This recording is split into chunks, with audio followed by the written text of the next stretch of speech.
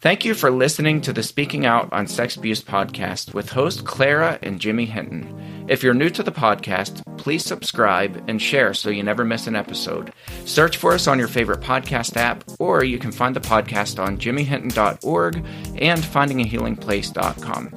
Please rate our show, subscribe, and share so we can spread the word. If you would like to support us and get exclusive rewards, go to patreon.com/speakingout. Find a tier that best fits you and join as a patron of the podcast. Now let's get into the show. Welcome to this week's podcast with host Jimmy Hinton. And Jimmy's mom, Clara. She's back. I'm back. Hi, Jimmy. I missed you, Granny. I know. I could tell. I mean, I was trying to celebrate without you, but life was just knocking me down, so I had a little depressing episode last week. Poor guy. I know. That's sad. You needed your mama. I did. I'm here. I'm back. So she's back. Yeah. We want to start and begin by thanking our patrons who support this podcast. Without you, it would not be possible. So thank you to our patrons. I want to double that thank you so much. That is not just a financial contribution that you make, but also a big encouragement to the two of us to let us know that what we are doing matters and that you care enough to make that kind of a sacrifice each month. So thank you so very much. Absolutely. And we got a little bit of an upgrade, a little bit of an equipment upgrade, or a lot of an equipment upgrade. Right. We got a new camera. Yes. We began with just an entry-level camera. It was good. It was decent, but this one, the image quality is much, much better. And the other one didn't have issues, but it's complicated. It was a rigged setup that got us by. It did. But because of the generosity of our patrons, we were able to upgrade. So that's always exciting when that happens. And our plan is to make good use of that. After the first of the year, Jimmy and I will begin creating those videos that we talked about. I think we talked about it here. Yes. Yeah. Okay. All right. So today's episode, where are they now? We're talking about sex offenders who've been busted. What are they up to? Where are they at? Why do we make such a big deal about sex offenders? If anybody knows me, they know that I am not a fan of churches hiding the status of sex offenders, giving sex offenders anonymity within the churches, saying that they're quote unquote keeping an eye on them. And then intentionally withholding that information from the congregation. I think that's absolutely dishonest. It's sinful. It's slimy. It's shameful. It's gross. Am I missing anything? Am I missing any words? I'm going to say, boy, you were rolling along there. No, it's true. It's actually a lie. Clothed. It really is. It is a lie. When you circumvent the sex offender registry and intentionally go out of your way to hide that from your church, you are lying. It is a lie. So, and I wrote a post about that. Did you ever see Matilda? Yes, I love that, by the way. When he brings his kids into the shop and he has this old hunk of junk there and he's like, super gluing the bumper on and he's dumping sawdust in the transmission to, he said, this will make it sound sweet as a nut. And his daughter, Matilda, is like, Daddy, you're a crook. He said, no, he's like, this is how you sell a car. Yeah. So anyway, he's getting on her because she's being too honest. Mm-hmm. And I wrote a blog post about that and used that analogy before. And I was like, this is exactly what churches are doing when they try to hide these sex offenders. Yeah. And what they do is they turn around, they come back at me, kind of with both guns ablazing. And they say, well, don't you believe in grace? Don't you believe in mercy? Well, yeah, when people deserve it, when people have earned it, when people have worked to right the wrongs that they did, which is what repentance is. Absolutely. I believe in mercy and I believe in grace. But the superficial handing grace over to people when people have done absolutely nothing to change their behavior, and they're still lying and cheating and stealing and oppressing people, when you give those people protection at the expense of victims, That's just counter. Now, there are going to be a lot of people that get up in arms saying, well, who are you to say that a person that comes into the church, say it's someone who is going to be the new preacher who has a history of sex abuse, who are you to say that they haven't repented? Yeah. I think it's pretty obvious. And I think there's so many scriptures that talk about bearing fruit in keeping with your repentance. You will know them by their fruits. Jesus says that over and over again. You will know them by their fruits. What kind of fruit do people produce? And, we've talked a lot about this, and I don't want to get down that rabbit trail, but, that's not self-righteousness. That's vigilance. And there's quite a big difference between the two. Being self-righteous is when you feel like you're the only person who has it right. I think also, Jimmy, we forget sometimes that we do not have factual data to back up the fact that sex abusers do change. In fact, it's quite the opposite. Yeah, that's right. We have hard, concrete data that proves they do not, for the most part, change at all, that behavior continues. So based on that alone, there is a responsibility to tell others, that this person is who they are. And you're not warning others based on rumor. You're warning them based on fact. And based on consistent predatory behavior. Right. It's not a one-time incident. It's not something that they just messed up and had a miscalculation, a misjudgment. Right. They are serial offenders. All of them are. Right. And I think too often, unless we have been personally touched, either by having a member of a family or someone we love, been touched by a sexual abuser, or unless we personally have been abused, we don't totally get it, the pain that is caused to a person. Yeah. And so we're not talking just it's a one-time incident that, big deal, that person can, they can get a couple sessions of counseling and get over it. It doesn't always happen that way. In fact, very rarely does it. So we're talking damage that is such painful hurt. Yeah. And lingering after effects. Yep. So. The effects are never ending. No. So Mom kind of had this idea to talk about some high profile sex offenders and kind of, where they are, what are they up to. They were on our radar for a while and we've kind of forgotten about them. So we're just going to go through. We'll start with Bill Cosby here in the grand state of Pennsylvania. Bill Cosby, he was a staple growing up for a lot of us. We absolutely love. I mean, even my generation. Well, I loved all the reruns. I kept watching them. They're awesome. I grew up on Bill Cosby. His comedy was great. Yeah. So, Bill Cosby, I think that surprised a lot of people when they found out that he was raping all these women, drugging and raping them for years. Once Bill got arrested, you saw the true side of Bill came out, where he was defiant. He was, he was barking at the people doing the interviews, the media. Like he wasn't this an absolute gentle, jerk. kind person at all. Guy was a jerk. Changed his whole demeanor. It changed the whole. When you look at him, you see him with different eyes. Yeah. Whole different person. Just arrogant, prideful. Right. So where is he now? Well, he's in state prison. He's 83 years old. He's in state prison. He's going to die in prison over in eastern Pennsylvania. He was actually supposed to come to Somerset, where we are now. He was supposed to go to Laurel Highlands, SCI Laurel Highlands, because that was the only prison with a health word on it.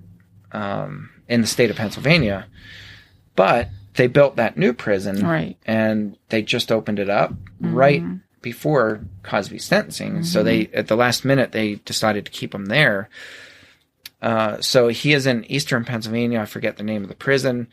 But Bill Cosby, we're going to look up his article here. These all come from Wikipedia.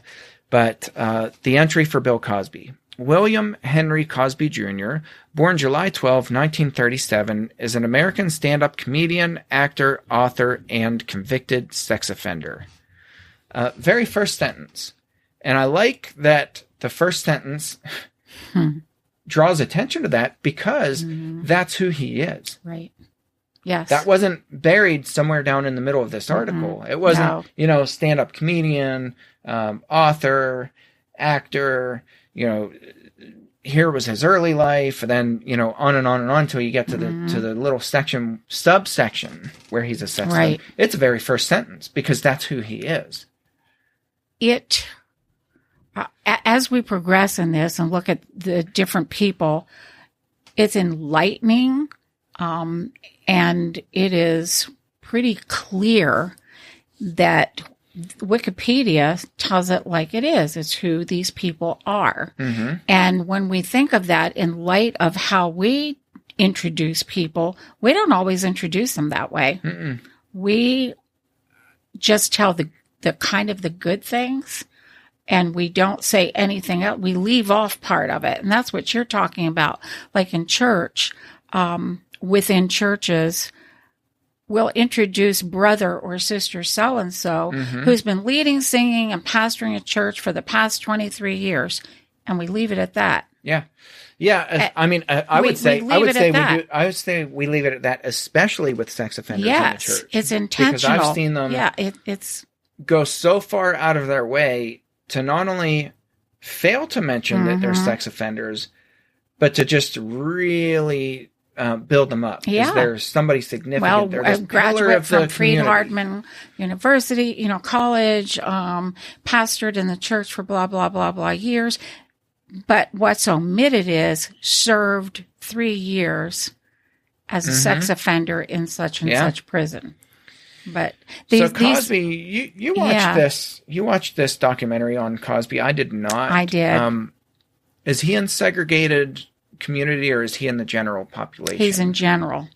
That's surprising to me, given his It was fame. Interesting for me. They interviewed his cellmate that got released, and the cellmate was saying how Cosby has never had yet a family visitor, his wife or any of his children, by Cosby's request.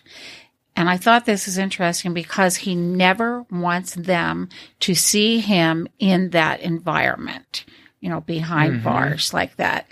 And this cellmate that was talking, he said, man, it's just going to be awful, for when the holidays come. And he said, we live for that relative to come and to give them a hug and, to be, and Mr. Cosby won't have that. And I thought, well, is that his arrogant pride? That and then when the commentators spoke and summarized this, they said, well, basically what Cosby is saying is, if I let them come visit me and all that, he said, I'm pretty much saying I did it. I'm guilty, and he's not going to do that. So he's being bullheaded, and he's saying, no, I don't want any visitors. I don't want them to see me like this because I don't deserve to be here. Mm-hmm. So still, he well, that was the first thought that came to my head. Is that he says he's I don't deserve to be there. Yeah. So he'll go without any visitors just to prove. Yep. And I thought, well, be lonely then, mister. Yeah. I don't think he's got that lonely, though. I'm sure he has all kinds of friends in prison. Yeah. Because that's how. Well, this guy adored him. Yeah. Yeah. I mean, it's just how they, especially the older sex offenders in prison. Right. They're oftentimes treated really well. How about Larry Nassar? What's the entry for him? Lawrence Gerard Nassar, born August 16, 1963, is an American convicted serial rapist and sex offender. Former USA Gymnastics national team doctor, former osteopathic physician, and former professor at Michigan State University College of Human Medicine. I like that the first thing they say, he is an American convicted serial rapist and sex offender. Even before That's he who is. he That's is. correct. All the other stuff falls by the wayside, pales in comparison to who he is. Mm-hmm. They don't list all those big international and national. He was a world-renowned doctor. Right, world-renowned. And the very first thing he is what did it say? He is an American convicted serial rapist and sex offender. Yes. Yep, that's right. That's what he is. Yes, that's who he is. That's it.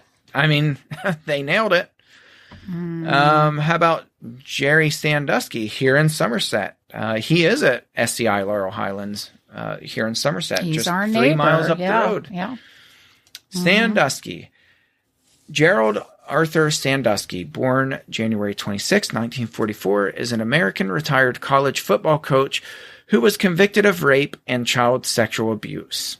Yep, because that's who he is. That's who he is. Very first sentence. That is correct. That is a correct introduction. It blows me away that Wikipedia, who could have not written it like this, is very truthful and upfront and just describes it. Hey, here's who. That's who they are. Who they are. That's who they are. Yeah. So. How about Subway Boy, Jared Fogle? You remember Jared Fogle?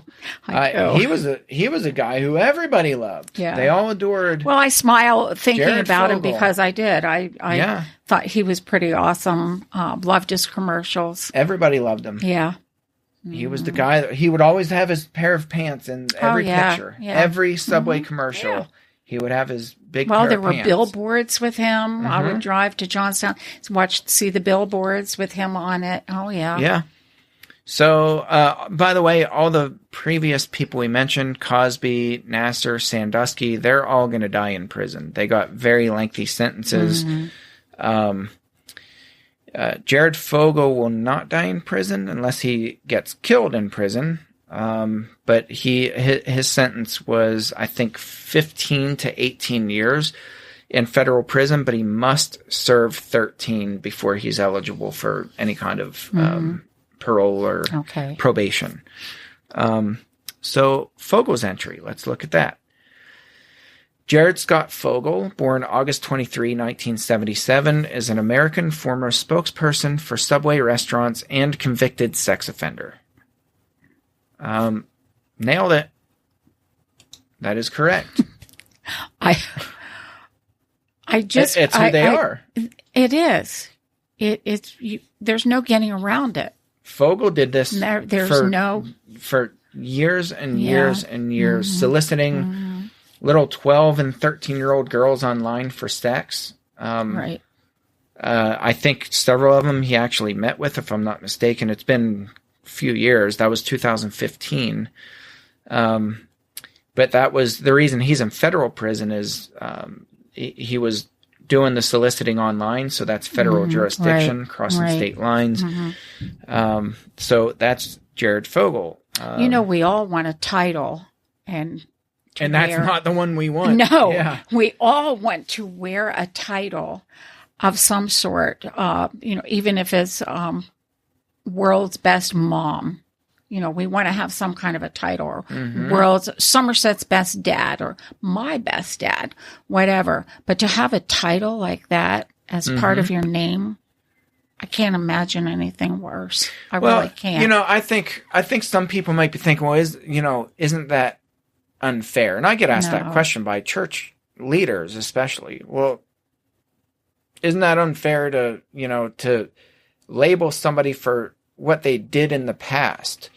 My answer is no, because again, this is who they are. This was not a 1-time or 2-time or 3-time or 4-time or even 100-time thing. These guys did it over and over and over serially for all of their adult life. It's who they are. And it's an intentional who they are. Right. It's not falling into sin or falling into temptation. It's extremely intentional, and plotted calculated. out, thought out. Yes. Calculated, focused. That's who they are. And I think we need to really, really get that through our heads. Wikipedia did. They get it. Yeah, they got it right. They get it. They got it right. Yeah. Yes. Weinstein, who had allegations clear back in the 1970s. He had allegations of rape and sexual abuse.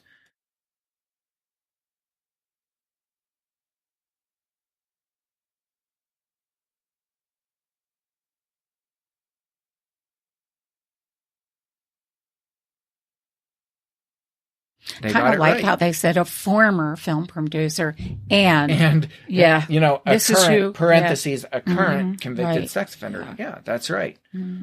I think most of these other ones did the same thing. He is an American former spokesperson for Subway restaurants and convicted, you know, currently convicted. I love how Nassar's was done because they put his first and then all those other accolades that he had previously. Yeah, here it is. He is an American convicted serial rapist and sex offender. They could have just put a period there. Right. But then former, and they did. And that's you know, that's not meant to be an insult. No. That's who they are. Right. And I think when we have sex offenders come into our churches and they want to hide behind anonymity and hide within the confines of our churches, I think one of the best things that we can do is we can introduce them as who they are and say, all right, fine. You want to be here? Let us introduce you to the church. This is Jeffrey Smith, who is a convicted serial child rapist.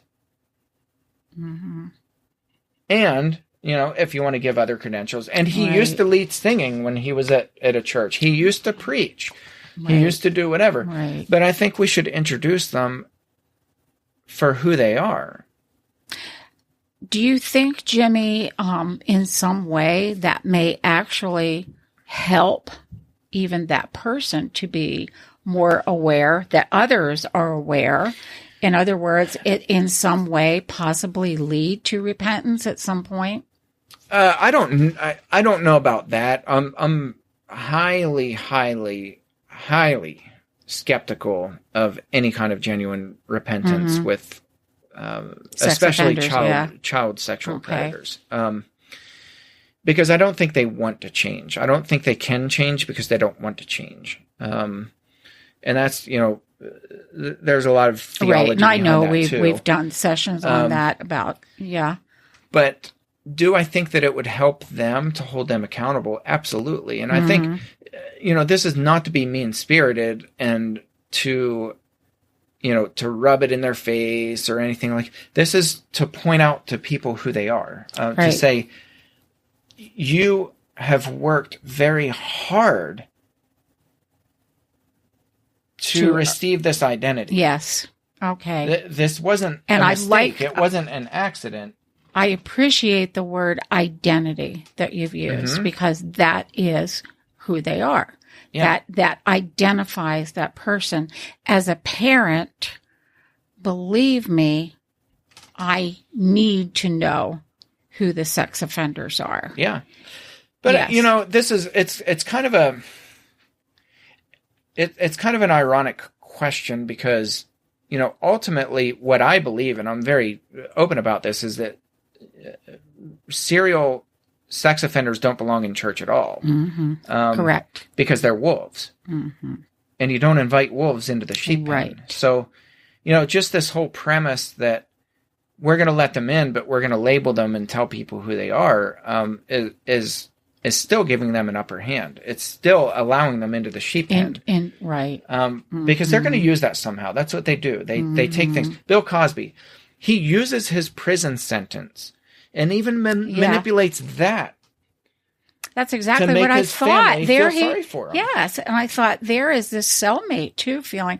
He got kind of just teary-eyed saying, Bill's going to be so lonely, you know, all of that because he's got to prove that he is not guilty. And I thought, you're arrogant, Bill. You will not. Yeah. You will not admit what you did. So this is the way that I see this playing out. If churches rightfully label sex offenders for who they are, which is not what the church did, by the way. That's what the government did.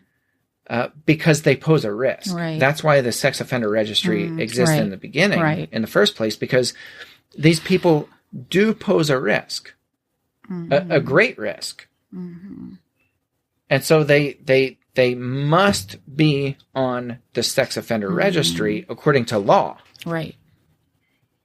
Not because they want to just embarrass, pick on, put up a billboard or whatever. and pick on them. It's because they pose a risk. That's why we have sex offender registries. So as long as they're on the registry, they pose a risk. Even after they're off the registry, they pose a risk because they did it. They followed through with it. They planned it. So it's not the churches who are labeling them as sex offenders. It's first and foremost the sex offender who labels themselves a sex offender. I think that out of everything that has been said so far, that is probably the most critical sentence for people to grasp. Yeah, they did it. They labeled themselves. They labeled themselves. We all do. Who we are. We all put that title on ourselves, whoever we are.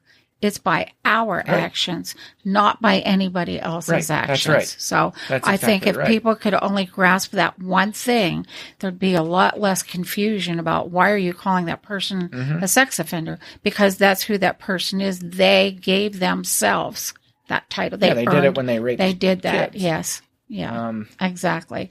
By intentional... Or adults. Some of these are adult serial rapists, Bill Cosby. By your intentional actions. Yeah. Yeah. So, the way I see this playing out at churches, even for churches who allow them in and go to that measure to say, okay, here's so-and-so is on the sex offender registry, do I think that'll hold them accountable? Possibly, maybe. But here's the way that I see that play out, is that they're going to use that and say, see, I came to this church that...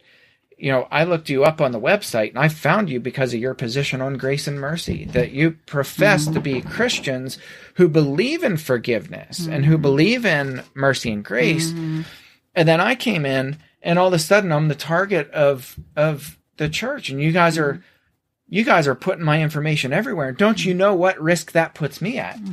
That's the thing that Dad writes me in letters whenever I speak.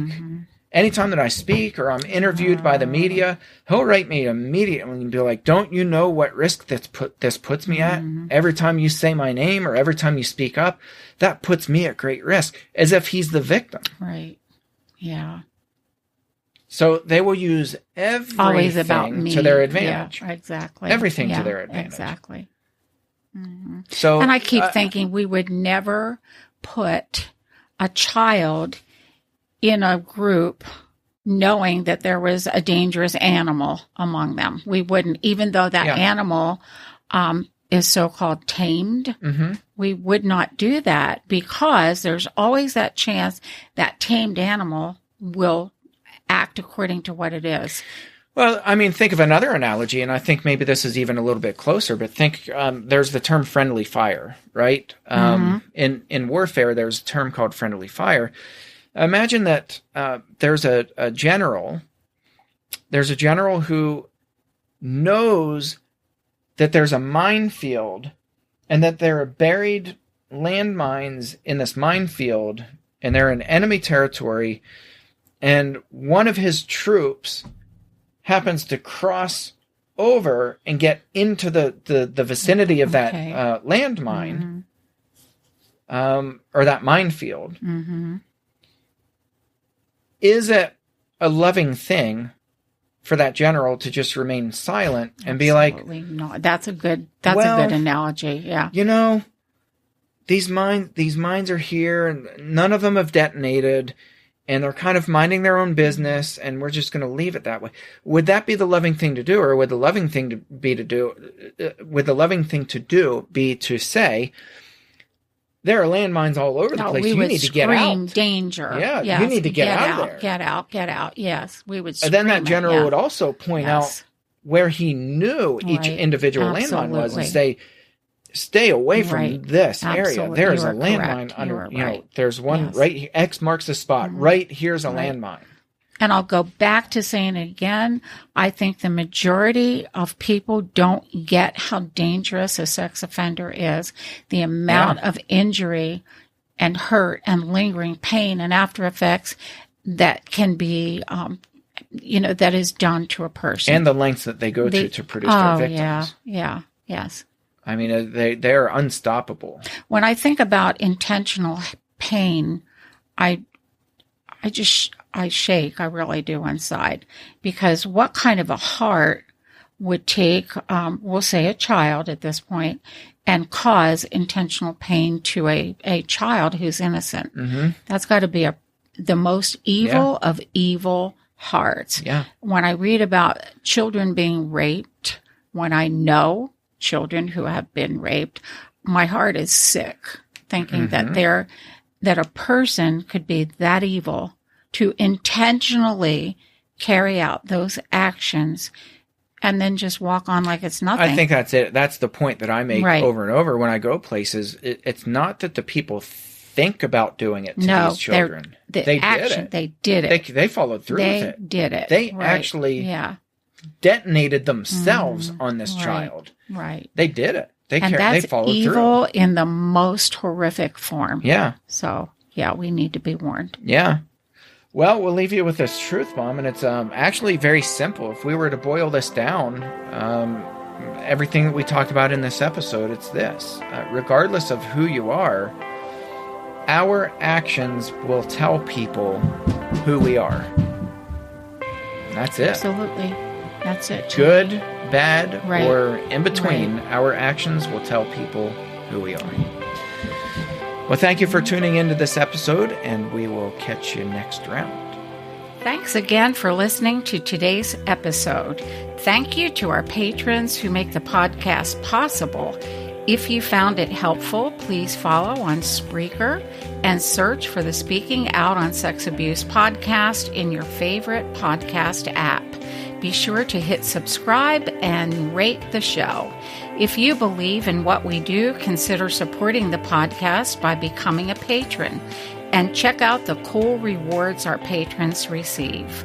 Share with your friends and tell the world. Join us in speaking out on sex abuse so we can change the tides and prevent abuse.